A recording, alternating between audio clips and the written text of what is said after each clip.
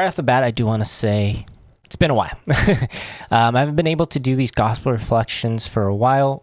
First is because of traveling for the holidays, but now, or more recently, after the holidays, my family got sick, and so we've been unwell. It's just a lot of chaos, and it just was not able to make these videos and edit them to put up. So sorry, but I'm glad to be back.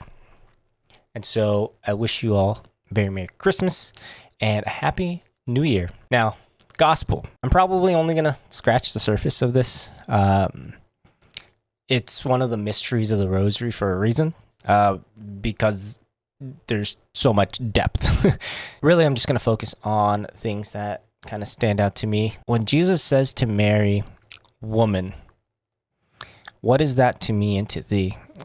And I think this is a very powerful moment. And I think a lot of times we misunderstand it, kind of impose our own thoughts or kind of our the way we speak now into that. So when Jesus says to his mother, "Woman," at times you can think of that as a little bit disrespectful, right? Like, imagine a child saying that to their mother, right? Like in our day and age, maybe even back then, it would be a sign of disrespect of, like, why are you talking to your mother like that? But from what I've been told, what I understand, it could be wrong. If so, correct me in the comments below.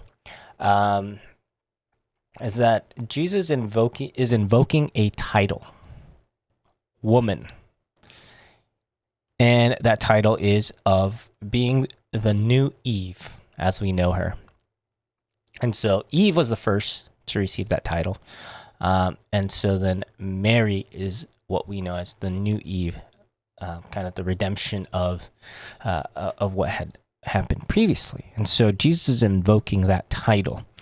And Jesus being the new Adam and the redemption of mankind, in using that title, is having kind of this moment with his mother of kind of asking her, do you realize if I do this, what this means? When he says, my hour is not yet come, it's, I haven't started my ministry, but if I perform this miracle, Mary knows that he could do something about this. And but he's saying that if I do this, you know what that means. And this is the start of the journey towards Calvary by Mary saying, do whatever he tells you. It's her kind of giving that consent of let's move forward, essentially, kind of giving her yes again. And in the Gospels before this, the last time we really heard from Jesus was when he was lost in the temple. And the last thing we came across says that Jesus was obedient to them being Mary and Joseph. He's obedient to his mother, and she says, go ahead. When he was in the temple, he was saying, don't you know that I should be doing the work of my Father? And then he was obedient to them. He subjected himself to them, is what it says. And he does so again. And he subjects himself to Mary, and she gives the consent to go forward and perform this miracle. And I think that's a very powerful, very beautiful moment when you see see how this first miracle fits into the whole of salvation.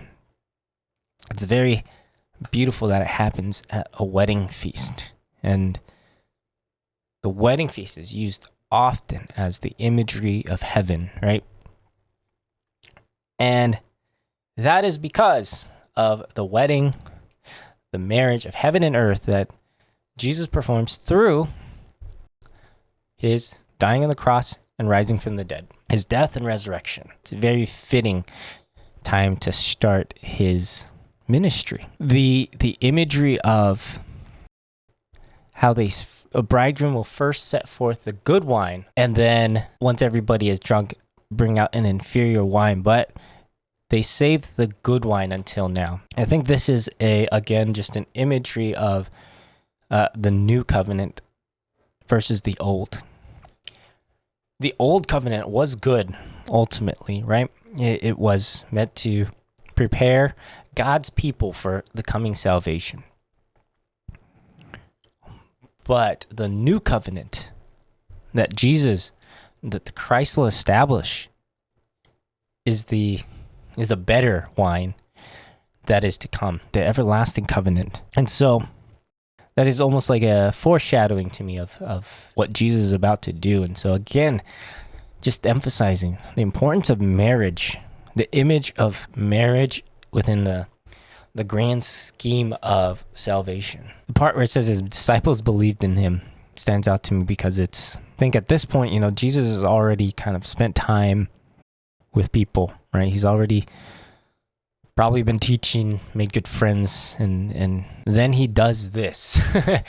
I can only imagine the experience of that, just witnessing kind of this manifestation of probably some things that Jesus had already begun teaching. Kind of thinking forward to the Last Supper, kind of thinking about like, if you were at the Last Supper and then you're also at the wedding feast of Cana, like being able to make those connections in the end of what transpired then, you hindsight's 2020. So kind of looking back and understanding more fully what transpired at the wedding feast of Cana. I think those are kind of the details that stand out to me and what's come to mind. Now, the most important question is what is God speaking to me through this? When I think of Jesus starting his ministry, like I said, his disciples believed in him is a phrase that stands out to me. The reason I think that stands out to me is that it brings to mind this kind of imagery of Jesus being like, watch this. And there's just so much more that he's going to do. The start is important, but there's just so much more to come. And in a lot of ways, Jesus is just saying that there's just continue to watch me, watch what I do, and just be prepared in your heart to receive and just be amazed and glorify God in these things. I was actually just on Facebook earlier this morning. I like to look at my Facebook memories. It's probably the only thing that I use it for. And a lot of times it's just really funny to watch what I posted, many years ago. But 13 years ago on this day, I posted this status on Facebook. Have you ever thought to yourself or asked yourself, what the hell am I doing? And just really wished you knew the answer, ... And I was not in a good place in that time of my life. And that really was the start of my journey of seeking truth and seeking God. I was not living out my faith at that point. And so that for me is kind of one of those moments where I can clearly see Jesus starting to work. And he's kind of saying, just watch what I'm going to do.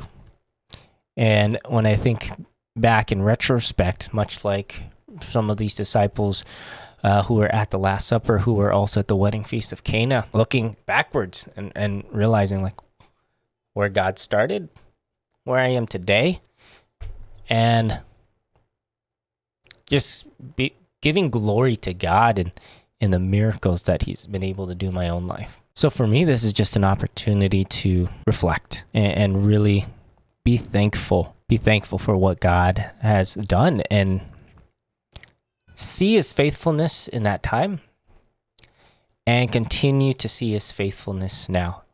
In my current state of life, everything that's going on in my life, that's been one of the running themes of prayer, which is just, Jesus, I trust in you. Simple. No matter what's happening in my life, every time that I've gone to prayer, even to adoration, I never know what to say. The only thing that my heart desires to say when I sit before Christ in the Eucharist is just, Jesus, I trust in you. That's it. Life has been crazy, but Christ has been there every step of the way, and I've been incredibly grateful.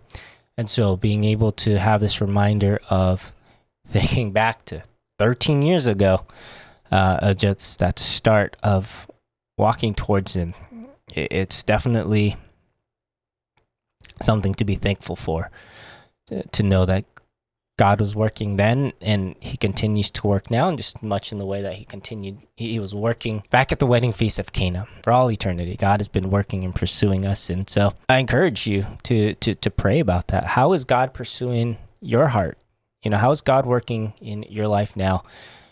And to be thankful for that. And I think the last thing is, I've been praying a lot with the losing of Jesus in the temple. And the biggest thing that stood out to me is what I mentioned earlier, which is Jesus subjected himself to Mary and Joseph. And so my prayer has been a lot of that. Jesus modeled for us what to do, and I'm going to do what Jesus did, which is subject himself to Mary and Joseph. And so consistently asking for their intercessions, kind of renewing, in a sense, my Marian consecration, renewing my consecration to Saint Joseph. I think if you do those things, you're kind of setting yourself up for success. In the way that Jesus here subjected himself to Mary, let's do the same. I'll leave that there. If you have any thoughts, any prayers of your own, reflections of your own that you want to share, put those in the comments down below. And then, of course, if you enjoy these, make sure to give the video a like, subscribe to the channel, and hit the notification bell so you can be notified whenever these go out. I try to do them every Sunday at 9 a.m. Eastern, and that's both on Instagram and YouTube. So make sure to follow the Instagram if you preferred it on there. That being said, I hope you have a wonderful and blessed Sunday, and I'll see you next week. Take care. God bless.